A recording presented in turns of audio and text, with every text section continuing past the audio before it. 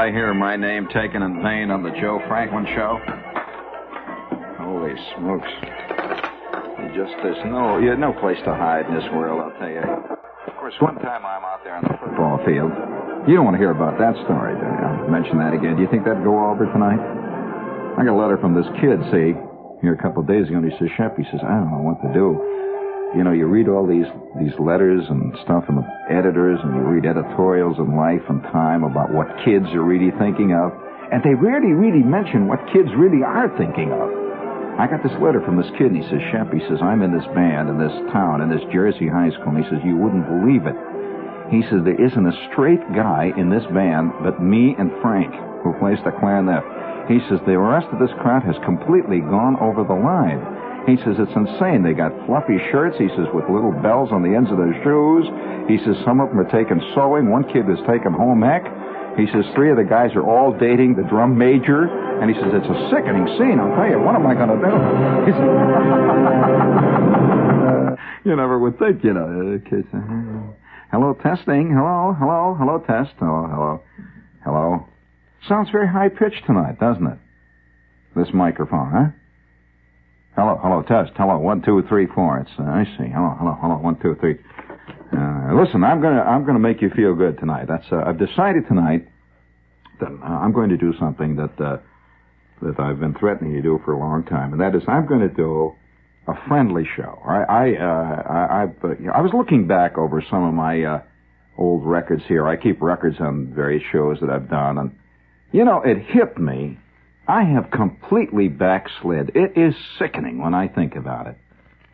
Is there anybody out there who will honestly say on this night in July, who will raise his hand right now before us and admit that he is also a backslider?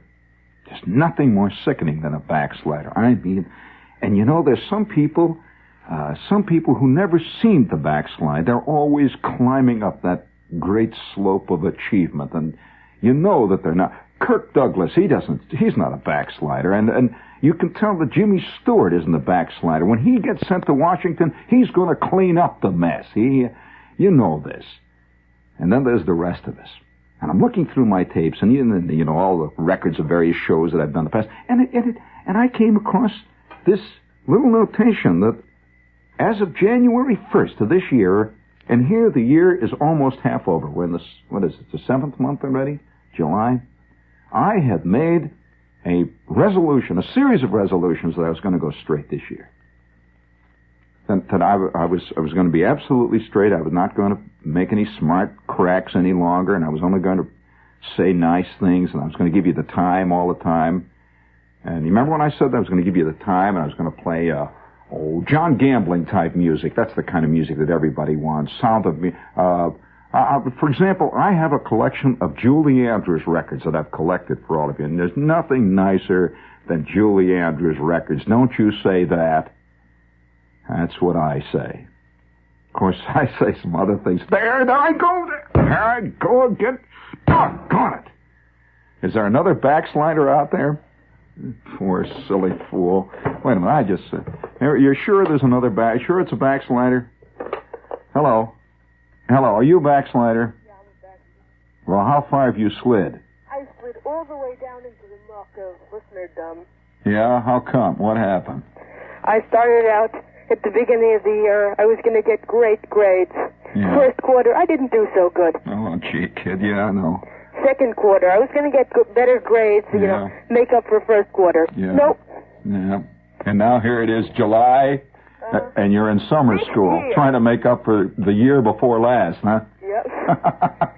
Next year I'm going to make it. Get in there, kid. Next year, right? Uh-huh. Let's all say it together. Next year. Next year. Next year. All right, kid. There's another victim. Well, we're all in it together. I don't know what to say. Listen to this. I mean, I don't know where to turn. You know, I on the one hand, I believe I believe in the old virtues. There's no question about it. I believe in womanhood. And then I read this kind of thing. Sunderland, England, a 24-year-old mini-skirted brunette drank 24 pints of beer in front of a goggle-eyed group of male customers at the Bluebell Pub Friday in Sunderland. 24 pints. Friends, that's 24 schooners of beer. She asked that her name not be revealed, and you know why? She says, my family would have a fit. They don't know I drink. They don't know you drink, honey. Well, they'll know when you get home after 24 pints of the ready. And this is the kind of thing, and this poor kid out there, he's still floundering around, backsliding. Oh, listen to this one. A 6-year-old girl was recovering from her first hangover yesterday in Port Washington, Wisconsin. She was drinking soda pop in the basement of a friend's home with 3 other kids when they found a bottle of scotch and started mixing it with their drinks.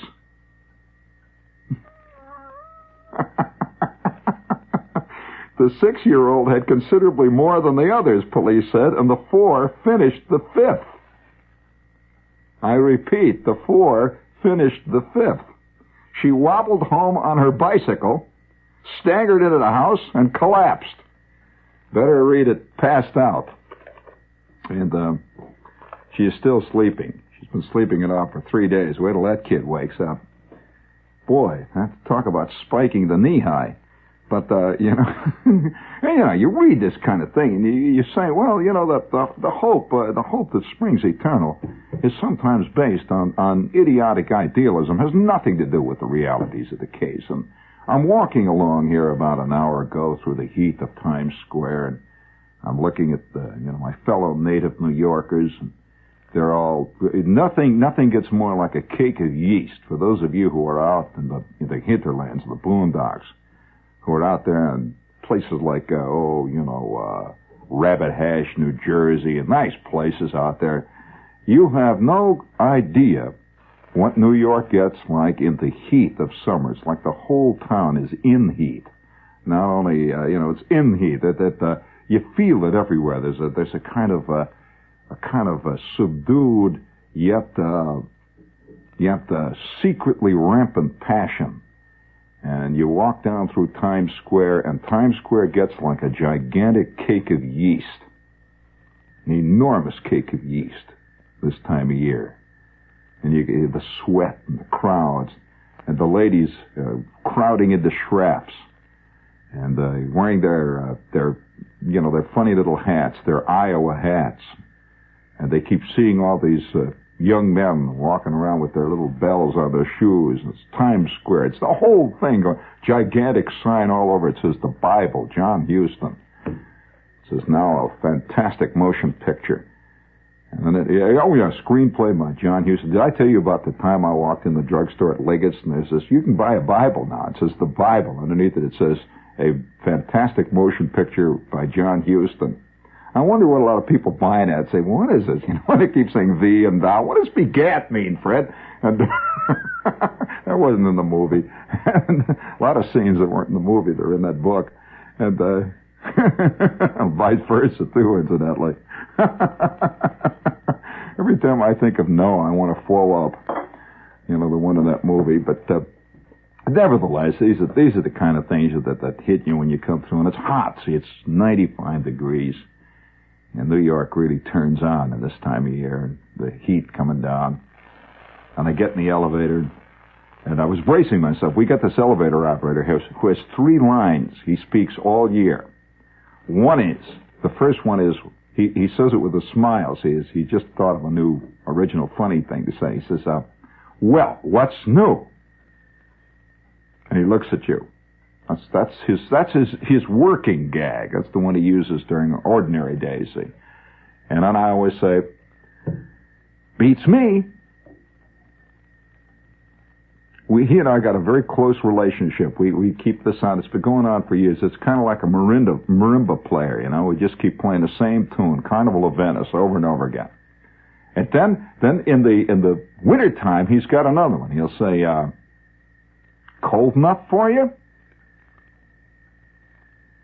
Then my answer to that one is, I have a stock answer to that one. I says, sure is. I mean, this is basic native wit. See, this is working wit. Has nothing to do with Jackie Carter. This is the real wit. And so, as I approached the door of our little establishment here on Broadway, I was bracing myself because I could see the elevator operator all the way up ahead of me there. He sees me coming in through the swinging door, see, and I could see his eyes sparkling. He's preparing his yearly mow. This is his big one, see. And he sees me come through the swinging doors, and I walk up to the swinging doors, and he comes waltzing up to me with a sparkle in the eye of a true basic folk humorist. And he says to me, "Well, hot enough for you?" And I thought, just once I'm going to throw this guy a curve. There's a lot of people in there, see. And I said, "What do you mean?" He says, "Well, hot enough for you?" Figuring I didn't hear it, see. I said, "What do you mean hot?" He says, "Well, is it hot enough for you?"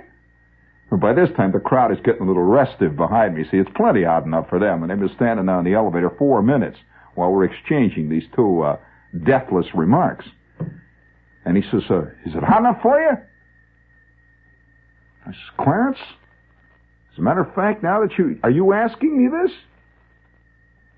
He says, "Well, is it hot enough for you?" He's completely thrown. He can only go back to his original line. You see, it's like an actor who doesn't know what the play's about.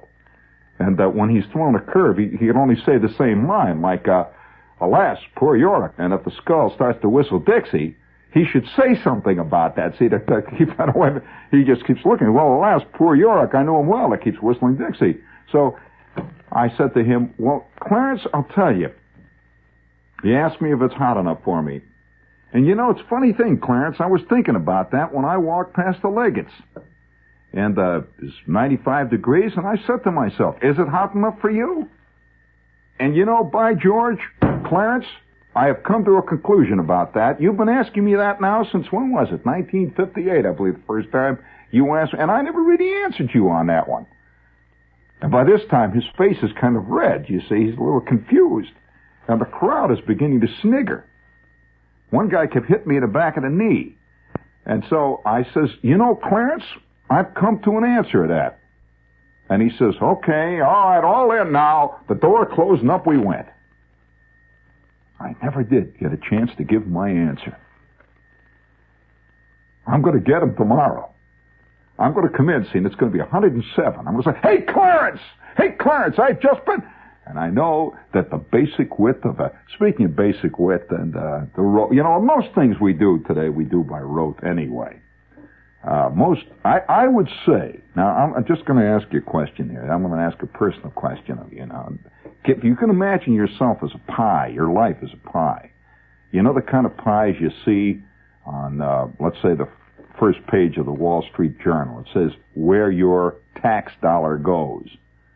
You know those pies? It says, fooling around in the government, 87%. Defense, 12%.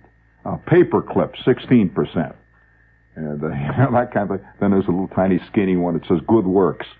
You know how these pies work. Well, now if I were to take your life, see, and here's a pie. You're a 24-hour day life pie. What your mind does, and there's a big chunk out of it right there. See, it says sleep. Okay, that's a dead issue. There you are. You're skunked out. You might as well be silly putty for about 1/3 of the pie is gone right down the drain. That's like the pie, you know, the taxes. 1/3, it says governmental expenses. You know, it means trips to Guadalupe for senators that want to make sure that the dancing isn't lewd there so that the sailors can watch it, you know, that kind of stuff. Oh, yeah, you know that they do go on things like that. I'm not kidding you. I met a congressman in Beirut watching a belly dancer one night. And there were 7 secretaries, and they're taking notes. And, you know, I'm not kidding. It was in Beirut, and it was a wild show, you know. And after it was all over, and he's sitting there taking notes, and they're bringing the champagne and everything to the center, and he's hollering. And he had a paper hat on, which I thought was a nice touch. Paper hat, yelling. And when we got out, in fact, we were in the men's room. I says, hey, Congressman, what are you doing here? And he says, well, I'm on an investigative junket. And I said, junket, little bubbles over his head. His paper hat was a little crooked. And I said, what do you investigate? He says, well, you know, a lot of our boys come to places like this, and someone has to make sure that they're right, because a lot of those young men are just out of small towns in Iowa, and we don't want to have them... I said, well, I see what you mean. There's a lot of them right there behind you, the next table. They're yelling and hollering. He said, that's the sort of thing I'm talking about. It was a new idea, you know, what the government does, and I realized that, you know, I'd make a devil of a congressman, you know, come to think of it. Investigate. That reminds me, speaking of chicanery, this is WOR, Friends, New York, and we have Rosetta here. Listen, I got a great letter from this kid. He said, I finally did it. He says, I bought this fantastic device at Rosetta, which I put together with a diagram I found in Popular Mechanics, and he says, and the old man's hair has been standing on end for a week and a half. He says, I electrocuted the cat. Well, there's nothing wrong with that. I'm anti-cat myself. You know, did I ever tell you about the time my kid brother was in Burma? And he was in the army in Burma, see. I got to finish the Rosetta spot, don't I? Yeah, because they're all out. The little beavers are out there writing it down. Yeah, okay. All right, fellas, send for your Rosetta catalog. They've got a lot of great stuff over there, and they have 3 fantastic stores. One at 79 Chambers Street, one on 45th Street, at West 45th at 75, one at 73 Murray Street, which is only 2 blocks away from where the mayor spends all of your tax dollars, down there at the City Hall. And someday when you're down there, you can just see what you can really do with the mayor. You know, ingenuity, and a little electricity. And speaking of that, while you're on the subject, send for the catalog. That's Rosetta. And my kid brother was in this basha. You know, you've heard the term basha. That's a term they use in James Bond movies and that, when he's in the Far East. And he and 6 other GIs were living in a basha. This is a true story. And they're in the jungles of Burma, and man, they ain't no jungles like those jungles. These are real bad jungles. And for miles around in these jungles, there's nothing but vines, there's nothing but snakes. They have more... Oh, that's the loudest clock in the world here. Let's just let it go for a while. It'll hold the show down there. They had more snakes. They had everything going there, and everybody had malaria, see, and everybody's bugged. And these 6 guys are in this little basha, and they're in the army. And this basha was raised up off the ground, about 8 or 9 inches off the ground, had little pilings, and underneath it the snakes would fight the rats, and the mongoose would fight the cobras, and the cobras would fight the tarantulas. You know, all night long they're laying in their basha, and they'd hear this stuff going on. Hot, oh boy, I'll tell you, it was hotter than the hinges of hell. You know, it was 150 degrees there. 97% humidity all the time. Monsoon season would come, and the heavens would just descend, and the temperature would go up 30 degrees. You know, nothing. It just on and on and on. They had heat rash, and they had one other problem. There was about, maybe 100 yards from where their basha was, there was a tiny native village. The Burmese Indian types living there. And one of the things that this Indian village was noted for was its sacred cows. And it had a lot of these big Slavish cows would walk around. And nobody would... They'd walk right through the store, or they'd walk right... You're taking a shower, he says the cow would come right through the shower. And nobody ever said anything to these cows. And of course, these are GIs, you know. They really don't buy cows the way people in other places do. So one night, the 4 of them are sitting around. My kid brother's there, and it's hot and raining, and the cow has come through their basha 4 times. And this cow was having a little dietary problems. And it just didn't make life in the basha more interesting. It was kind of a problem. And so one of them says, hey, I got an idea. Remember, these guys are all in the Air Force. They've got all this electrical equipment, and they're running a transmitter, which is off in the woods, a 50 kilowatt CW transmitter is what their job was. So one of them says, hey, listen, what would it be like if we were to take some of that number 18 copper wire, that bare copper wire, and we were to run it around and tie it to the trees all around here, see, around this place. And then if we were to get one of these power transformers, one of these spare power transformers we got, and then when we wanted to keep the cow out, we just put a little juice on that wire. So the 4 of them sitting there and they're thinking about this, and they say, that's not a bad idea. By George, we'll wire up the compound here. So in the middle of the rain, the monsoon, the rain is coming down.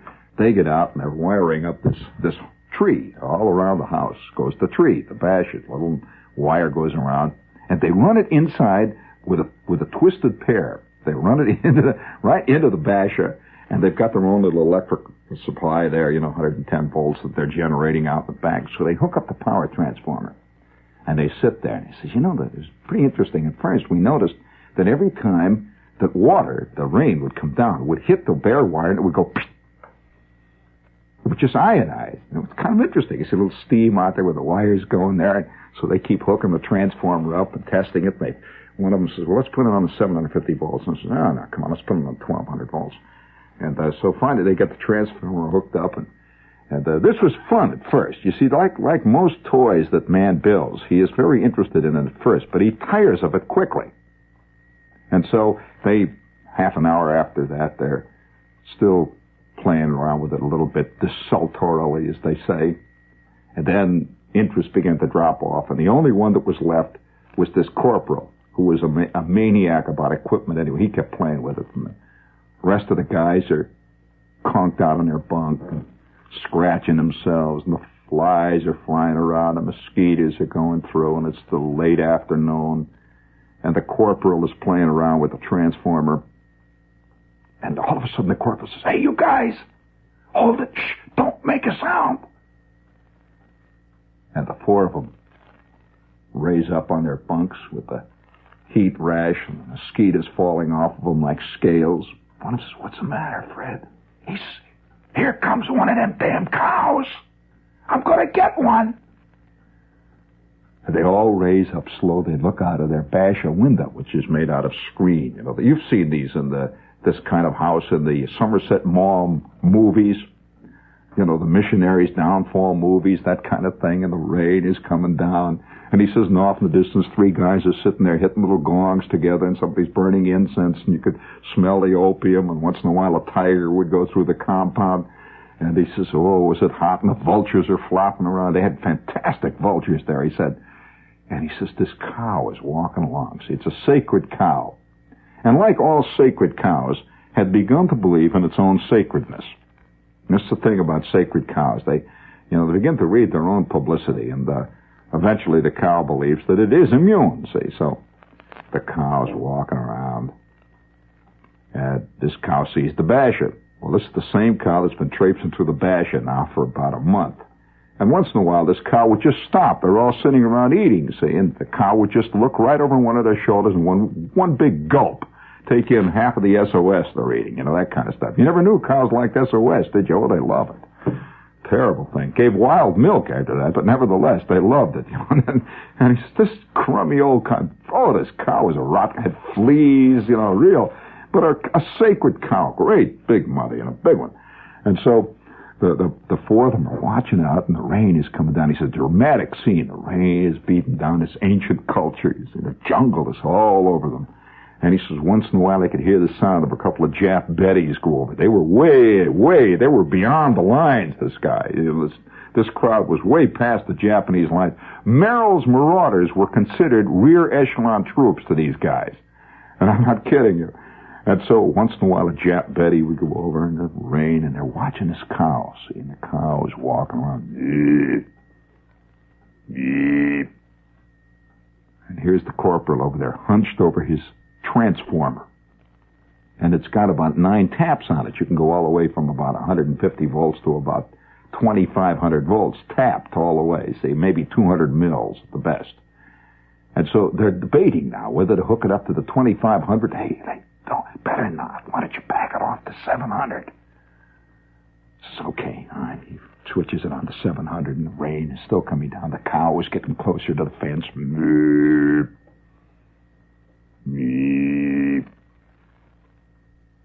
The rain continues to roar down. My kid brother says, this was the first time in 3 years that I was interested in something. I forgot Burma, the dengue fever. He had dengue fever, man, that just didn't stop. Malaria, that's gone. It's for the first time in over 2 years I could actually see. He had malaria so bad he was blind in one eye and then in the other and then the other, and then one ear would stop and one foot would stop working. Oh, they all had it, see. And he says, now we're really interested. And the cow goes, nee, nee. And now the cow is 6 inches or maybe 7 from the number 18 wire. Nee. It chews a little bit on some rotted vegetation. You could see the man-eating orchids growing fatter by the minute as that hot rain of the ancient Himalayas boomed down out of the darkened heavens, the monsoon. And then it happened. The cow moved forward 5 inches, 6 inches. And now that cow's hide is about 1/4 of an inch from that wire. The corporal says, okay, watch this. He threw the switch. There was a zap. The cow stood up 30 feet tall and went, whoa, whoa, and slowly expired among the hooded cobras. And the GI sat there for a minute. What the hell? You killed it? The cow is laying there, down there among the mongoose, among the tarantulas. Well, you know how religious matters are. Within 30 milliseconds, by underground, almost by metaphysical fiat, this great wave had gone through the native village. Somebody has just perpetrated the ultimate in anti-God statements. The cow is now nothing but roast beef. He said, we're sitting there waiting to see what's going to happen. And he says, you wouldn't believe it. Out of the jungles, out of the woods, came 40,000 angry natives with blood in their eye and beating tambourines. And you could smell the incense and the torches going, yelling and hollering. And the 4 of them were sitting on their basher, the rain coming down. And the corporal says, should I hook this thing up again and get them? And all of a sudden, the cow shook itself and slowly got up. And these GIs sat there. Holy smokes. That was a close one. And one of the local metaphysical experts took a look at the cow, and the cow looked at him. The cow was okay. The GIs sat there for a minute in sweat. They could have perpetrated another holy religious war right out there in the Burmese jungle, just using a miserable 750-volt power transformer. Well, half an hour later, the cow is in the basha. They're feeding them SOS. Cows drank up all their lemonade, ate my kid brother's sunglasses. Cow walked in, took a shower, slept on the floor all night long with the flies in the middle of the room there. And it was that moment that my kid brother learned a great lesson. He says he's never, by the way, he became a cow worshiper, in case you're interested. He said there was enough juice in that number 18 wire, believe me, to have killed 7 completely operating elephants. And that cow survived. And so, he says, you know, it's funny, when you find yourself going native. He said, never forget the day the chaplain came over. A couple of months later, the chaplain was on his rounds. Chaplain came over one time, sat down with the little group of GIs there. Says, men, I'm here to talk about your souls. Well, it wasn't their souls that was bothering them. It was the heat rash. They had more heat rash. I'll tell you, they were sending it home for souvenirs. They just, peel it off of them, send it home. One of the guys says, Reverend, I'm religious enough, but have you ever thought about cows? And this nice Midwestern chaplain, he paled. Just thought about what? He said, well, cows. My brother quietly said, amen. And the corporal says, you know, Reverend, some things you don't understand until you've been out here in the jungle for a couple of years, maybe 3, 4. And the next week, after the Reverend left, without any explanation, all 6 of the GIs in that bastion were suddenly, with no questions, transferred to a cooler climate.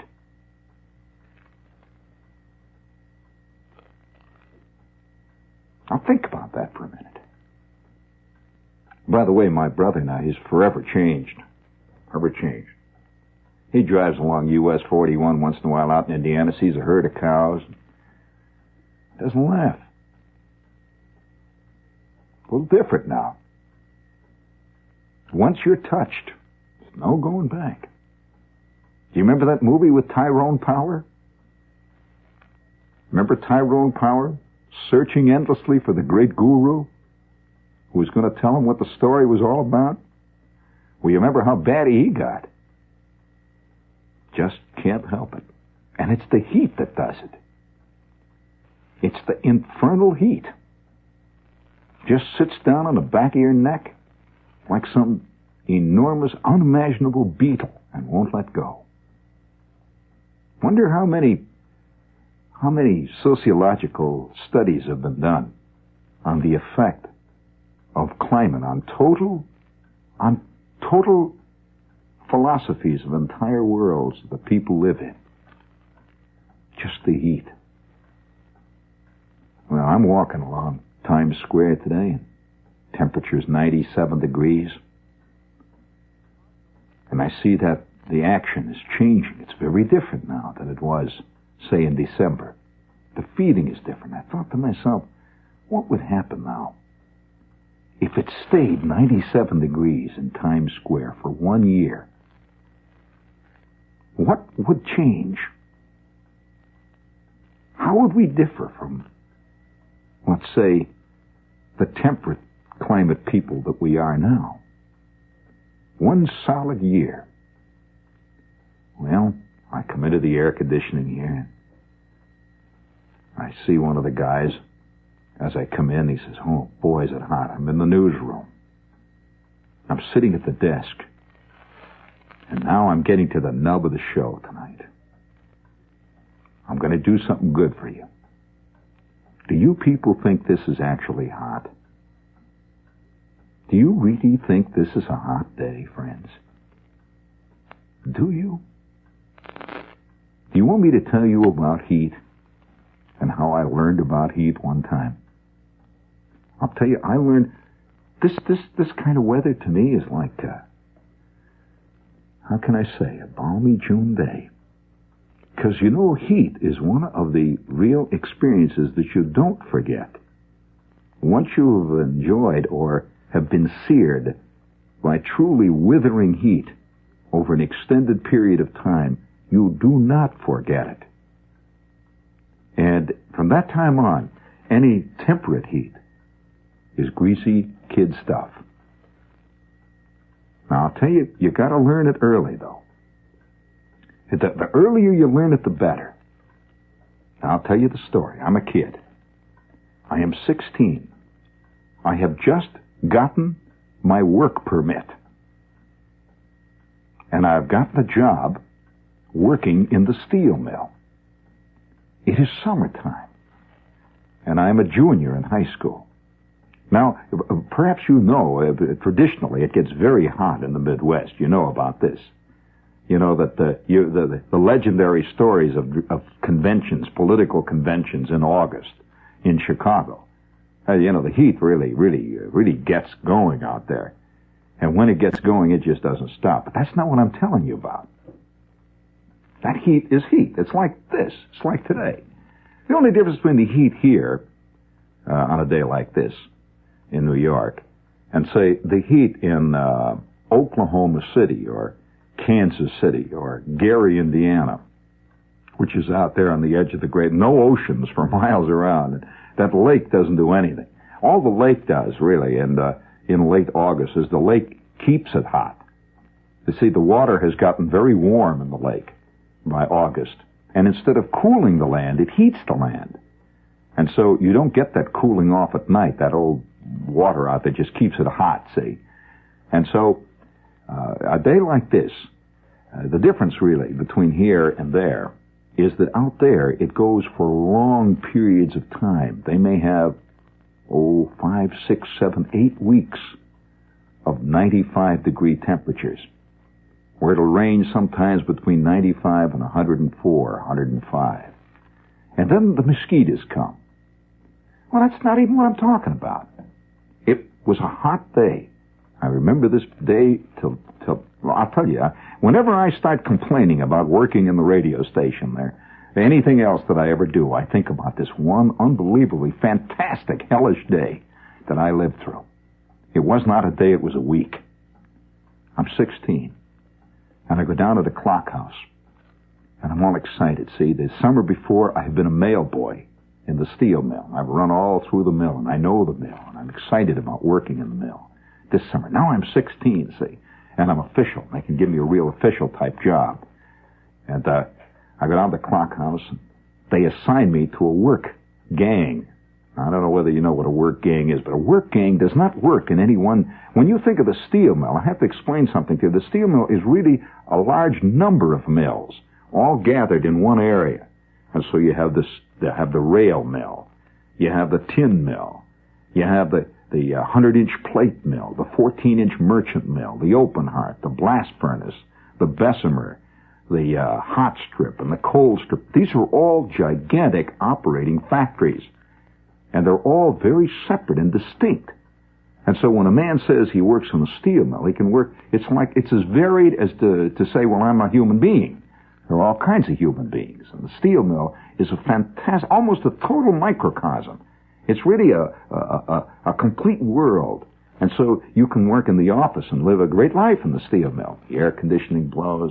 You got nothing but cold water all day long. And the cafeteria is right down at the end of the hall. And they've got Jell-O and ice cream. That's a great world. On the other hand, you can work on the open hearth floor, which is like working in the 6th or the 7th Dantean ring at the inner circle of Hades. That's a totally different steel mill. Well, I innocently one day, and I've been working in the mill now all through the month of June, and my laboring gang has been working in the Flying Shears. Isn't that an exciting name, the Flying Shears? Well, the Flying Shears is an adjunct of the well, in some mills it's an adjunct of the plate mill, other mills it's an adjunct of the tin mill. Most generally you find it in the cold strip. And the Flying Shears were cutting odd pieces of metal into great big stacks. And the Flying Shears is a great big shear that is, if you can imagine, a big drum with 1,000 blades on it that runs at a great speed, and this metal comes through it in a long, endless ribbon. And it just cuts it as this blade spins. And his stuff is peeled off like cards. And it's a tremendous operation. We used to stand and work this thing like 6 guys working an atom bomb, you know. And you're a little scared of it, but boy, is it wild to work. But it's cool there, see. It's all cool metal. The metal is cool. It's tin, the kind of tin you get in tin cans or Pepsi cans. Nice metal, see. And they had fluorescent lights, and once in a while they'd go through with a little Coke wagon, and they sell you milk, and I'm really working. And then I would go out into the hot air after that and go home. Well, on this day, I would go up to the clock mill, and my little gang is forming up, and they're going to get sent to another mill today. And they're acting very different today. These guys have worked together for 19 years, and it was me and 3 other guys, one guy named Dunker, who were just kids who were attached to this gang. And here all these guys are sitting, these bohunks, Hungarians, the whole crowd, see. And we've been working with these guys, Amo, and the whole crew. And they're very sullen today. Now, they're always, if you know anything about laboring man's humor, they're always doing stuff to each other, like hitting each other with a salami, or they blow up a paper bag, and when Fred isn't watching, they go, "Hey, Fred, pow!" That kind of stuff. Oh, wow. Hey, Bullock, look at him. Oh, wow. That's working man's humor, see. Today, there was none of that. We're sitting in this open bus. They're going to take us to our mill. And they're just sitting. Not a word.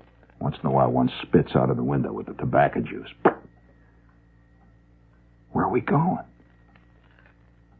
Abel says, 40-inch soaking pit. I said, where? 40-inch soaking pit. I said, how long? Who knows? I said, what do you do down there? You'll find out, kid. And so the truck rolled off. 5 minutes later, we're before the 40-inch soaking pit mill, which is a long, black, evil-looking shed that stands up in the air about 15 stories, black, covered with soot, railroad tracks crisscrossing the yards all around out in front of it, and great flatbed cars going in and out, and the doors are roaring up and down. You can hear this great roar going on inside, and we unpile. We go trotting in. And for a minute, I couldn't get my eyes accustomed to it. The temperature outside of this mill was 95. Inside, friends, the temperature must have stood at 160. It just hit you like a great blast. You know how when you open the refrigerator door and the cold air comes out? Well, just reverse it. You open the door, it drifts out, and it's as black as the inside of the heart of a raging Spanish bull. You can't see anything. A few little flickering flames, and then my eyes began to accustom to this darkness, and they were leading us through these passageways, and I see great pits laid out on the floor, deep pits, 13, 14, 30, 40 feet deep, these pits, lined with heavy black and green and gray stone. And in each pit, they have lowered these tremendous red-hot ingots. Do you know what is it, an ingot, friend? Well, they weigh maybe 30 or 40 tons. Great chunk of molten metal. And now it's been poured into an ingot shape.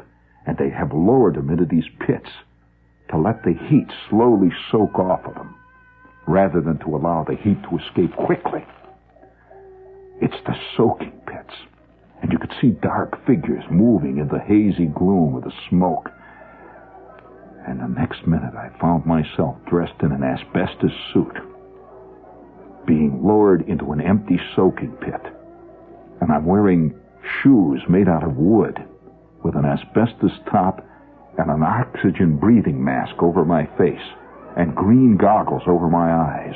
The temperature at the foot of the ladder that I climbed down stood at exactly 190 degrees.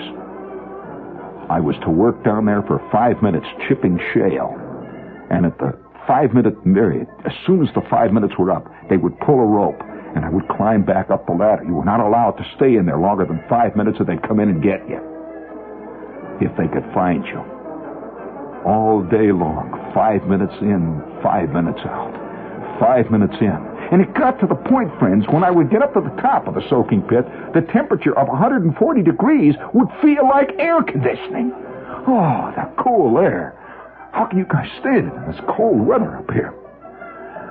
8 hours I put in that first day. And I got in the bus going home that night. It's standing at 93 degrees. I can hardly stand the cold. And I fell asleep instantly as soon as I got home on the daybed. I slept till the next morning. I got up. I could hardly stand leaving the house. It was 94 as I left the house. And there was Emil standing by the clock house. Soaking pits today, kid. 1 solid week I worked and toiled in the innermost bowels of hell. I know what Dante was talking about. I love this cool weather, friends.